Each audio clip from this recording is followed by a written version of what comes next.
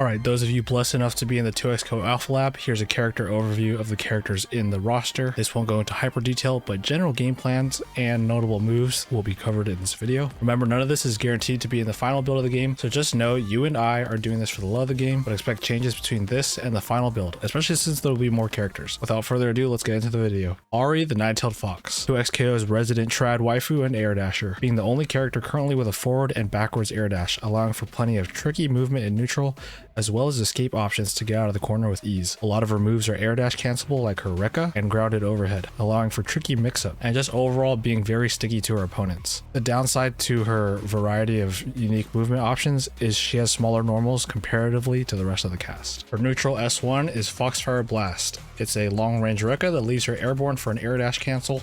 She could also do this in the air as an angled projectile. Her down S1 is a stalking dart. It's a projectile that homes in on the opponent at a delay and goes away when Ahri is hit. However, if she's tagged out, it stays on the screen, letting your partner use it for setups or an approach.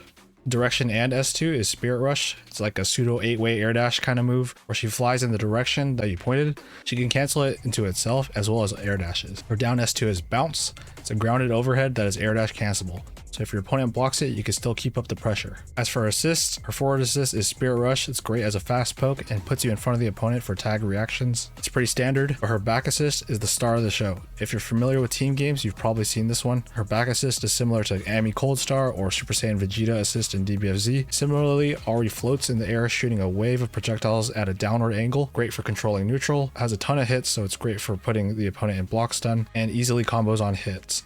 All around, it's a great assist. Ahri is a medium difficulty character due to all of her unique air options in addition to her grounded options. She's probably in the upper tier of execution difficulty, but her toolkit is generally easy to understand. She's a great fit on any team, especially for those like Braum and Illaoi who need help in neutral with her back assist. But she's still a great point character due to her great high-low mix-ups. Pair her with Ekko or Yasuo to create sandwiches that have a lot of directions to block. Ahri is great if you like to play characters with air dashes. If you're familiar with anime fighters, you'll feel right at home. Finesse the opponent with air mobility and rush down to get in an overwhelming amount of high-low mix-ups. Don't play Ahri if you don't like low health characters. Ahri has also undergone a huge gameplay change since her first showing, switching from a ammo system that she has to manage to her current Rekka system, and her stalking dart projectile needs to be explored a lot more. So there's not a ton of footage with this new version of Ahri out right now. Braum, Heart of the Freljord. Braum. This is the big beefy boy.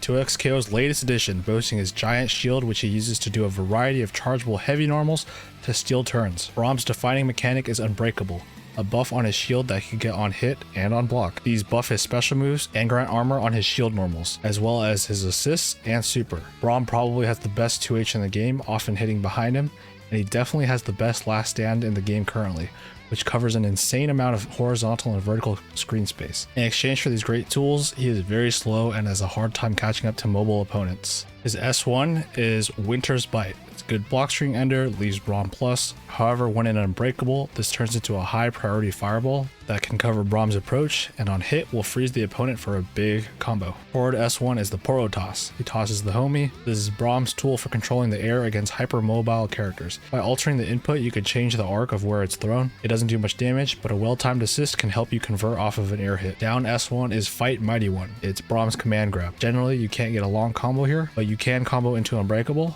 and if you already have it, the opponent will freeze for a bigger combo than normal. This helps Braum open up opponents who are overly defensive. S2 is Battering Ram. This is Braum's YOLO dash move, which can be tapped or charged. It's completely projectile invul, including supers, and can be cancelled into his own super. So call out projectiles with this move for big damage, especially when paired with double down. On hit, he can also confirm Battering Ram into a follow-up move, which gives him Unbreakable. However, while having Unbreakable, the follow-up turns into Winter's Ride, which is a move that will always take you to the corner no matter where you are. He can also cancel this into his down S2 super, the Heart of the Freljord, to regain Unbreakable to continue his offense. Down S2 is Iceborne Smash. This is a notable special move as it's his only move on block that he can get Unbreakable with. However, while in Unbreakable, it becomes a multi-hitting low that juggles the opponent back into Braum, allowing him to combo back into Unbreakable. Use this move in conjunction with his overhead, his down forward M, to catch sleeping opponents or those that like to retreat and guard. Back S2 is Braum's Stand Behind Me.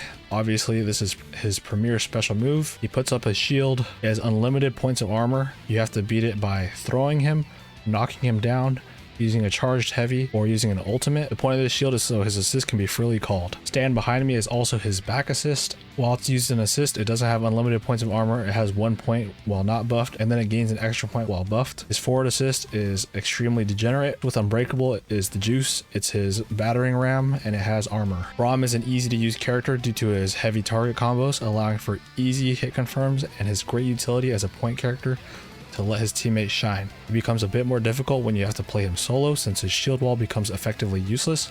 However, by mastering Braum, you'll be able to consume his Unbreakable buff for its potency and combo back into it to keep up your offense. He can probably fit on any position. Pair him with characters with good neutral and assists such as Darius, Yasuo, and Ahri, so Braum can get Unbreakable to get his game plan going. If you would like to use him with a slower character like Illaoi so she can set up her tentacles, I suggest using Fury Fuse due to your team's high health and use of get up dash attacks. If you use him with Darius, use him with Double Down to make use of Braum's Armored Heart of the Freljord super, which is level 1, or Darius's DP into super for devastating damage on defense. Play Braum if you like big body characters and like to armor move go burr. Play him if you like to set the pace of the match. By representing his shield, your opponent's option selection becomes a lot more narrow, allowing you to counterplay them. Also, play if you need a character who can give your partner time to set up or shine as an assist. Don't play if you don't like slow characters, especially when your partner is down. You have to take much riskier reads to make comeback. Darius, the Hand of Noxus. Mark my words, this character will be terrorizing the next few weeks as 2XKO Alpha Lab's scrub killer. Darius is probably the most straightforward character in the current cast, but don't let that fool you, as he can keep up the pressure with his huge axe normals. His special move Apprehend that renders all your defensive mechanics useless, making you guess between an overhead, a command grab, and a regular strike with a status effect, which is his defining mechanic, Wound, a debuff that he can apply that adds chip damage to all of his normals, including from your partner character. He has 2 ways of applying this, the first being the aforementioned Apprehend, and the second being Decimate, a large horizontal special move with a follow-up that you can sweet spot to apply Wound. Not only does he have this scary neutral presence, he also is currently the only character with a meterless armored reversal, letting him get out of sticky situations that aren't structured properly, which can also be comboed into super for big damage. His assist is his forward shoulder tackle, great for charging and tagging Darius in. His other assist is Apprehend, which actually can vacuum the opponent, allowing for corner steal mix-ups. Darius is an easy to use and easy to understand character with a very strong game plan. Despite his size, he is not that slow and his normals are very long. He fits well on any team, but I can see him being very strong with Braum, who can abuse armored moves to apply tons of pressure and in turn chip damage with Wound. Darius may also be very strong with Illaoi's Tentacle Summon super, allowing for insane pressure from afar and possibly comboing with a tentacle off of his Apperman command grab. Pair Darius with Double Down for big cash outs with well-timed DPs to make your opponent think twice about pressuring you. Darius is a great character for you if you want some free dubs in the alpha test. Don't play Darius if you don't like characters with a low skill ceiling compared to the rest of the cast, because his game plan is relatively straightforward. Not to say he isn't strong though, because he certainly is, and this is a team game, so you could have another character to supplement your game plan for that added complexity. Ekko, the boy who shattered time.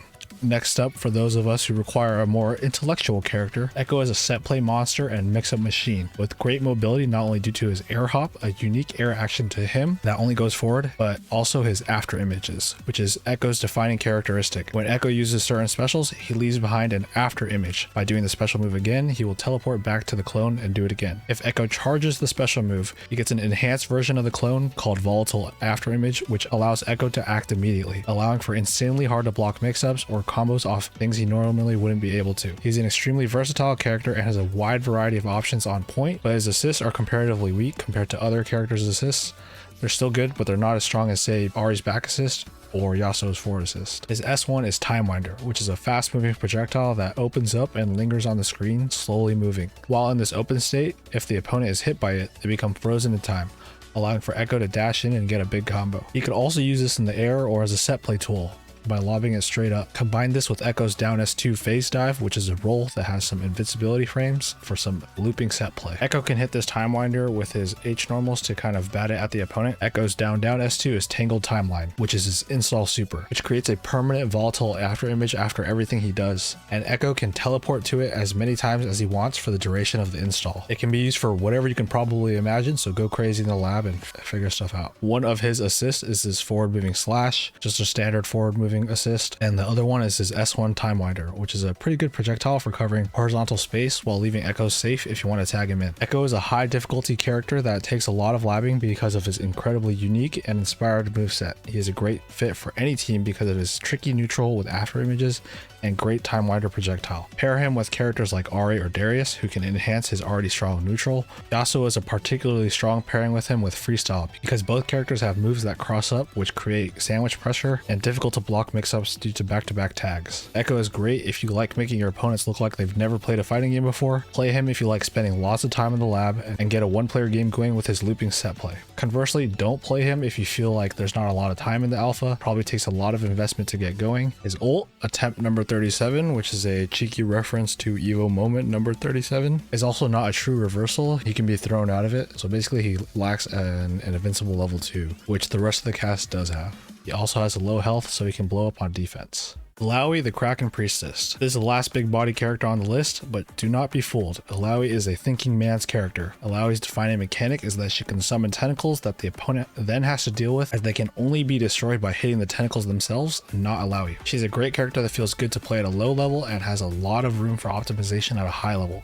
However, she is relatively slow and can struggle to open up opponents without proper setup. Illaoi's S2 specials will summon tentacles, notable ones being her forward S2 Harsh Lesson, which is a long range overhead. When it's charged, it's plus on block and can net you a combo. Down S2 is From the Depths, which spawns a tentacle far away from Illaoi and hits low, which is useful for opponents who retreating guard away from Illaoi. With her tentacles set up, she can now activate them with her back S1 Prayer of Motion, which is a strike with the tentacle, and if charged, will move the opponent to the root of the tentacle, which is useful for cross-ups and corner steals. Her down back S1 is Prayer in Stagnation, which is a command grab with the tentacle. In neutral, she has a great range when using her Rekka starter forward S1, which is Riptide. It launches on counter hit and beats projectiles. Completing the Rekka leads to a knockdown. This Rekka also interacts with the tentacle. If you do time the Rekka right, it will give you additional frame advantage. Last point about the tentacle is that the partner can also use it. If you can knock down the opponent into a tentacle with your partner character, they will be able to combo off of it. Illaoi's most notable super is her down S2, the Wrath of Nagakaboros,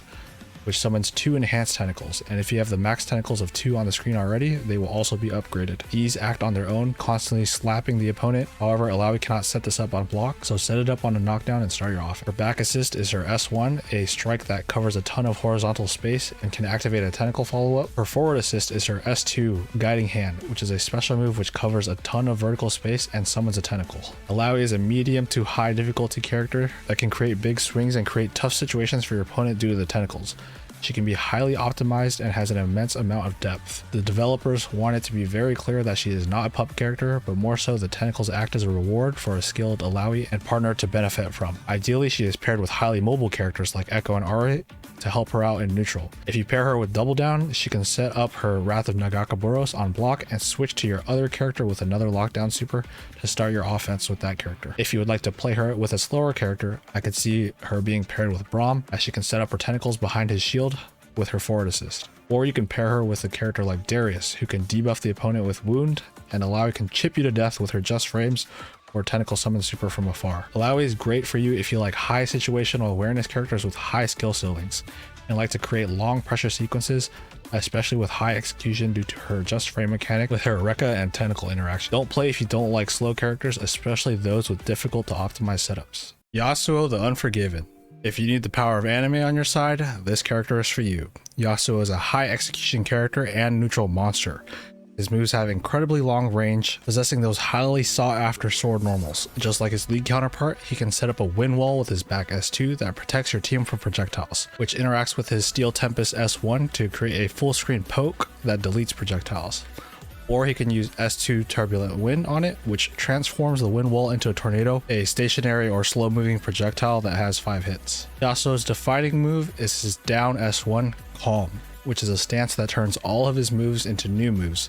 Most importantly, his special moves can be cancelled into Calm. While in Calm, he has new strikes, a command jump and dash, and most importantly, a normal dash. This normal dash can then be cancelled early into another stance follow-up, generally known as a Kara cancel. This allows for combos and pressure sequences that aren't normally possible for Yasuo. His level 1 super, down S2, Rise with the Wind, has the unique property of being able to cancel it into his ultimate Last Breath by pressing up and S1 and S2 at the same time, allowing for a full meter dump to cash out for big damage. His back assist is Wind Wall, which will protect your team from projectiles. There's not many zoners in the game right now, so maybe this will be stronger in the future, but the star of the show is his forward assist, which can cross up the opponent and can set up your sandwich pressure with a tag. Yasuo is a medium to hard difficulty character that rewards time in the lab. He has an easy enough game plan to understand, but understanding his combo theory is key to optimizing the character. Overall, Yasuo has great point viability, great assists, great waste to spend meter, and no discernible weaknesses other than being high execution,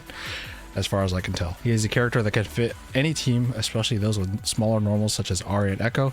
Pair him with freestyle to make use of his easy access to sandwich pressure situations. Yasuo is great if you like high skill expression characters and love to press a lot of buttons and like to do flashy combos. Don't play if you don't like playing popular characters who are good at everything. And that's the end of the video. Again, this isn't meant to be a detailed guide, but I just wanted to cover things that I thought were notable about each character. Obviously, I don't have my hands on the game, so things might be kind of wishy-washy, but I did my best to be accurate. If you would like to point stuff out that I didn't cover, please do so in the comments. And let me know who you're thinking of playing, as well as crazy team ideas you're cooking up. If you like the video, like it and share it with a friend who needs some help picking a character. And subscribe for more 2XK content like this. I've been nugieboy. I'll see you in the Alpha Lab.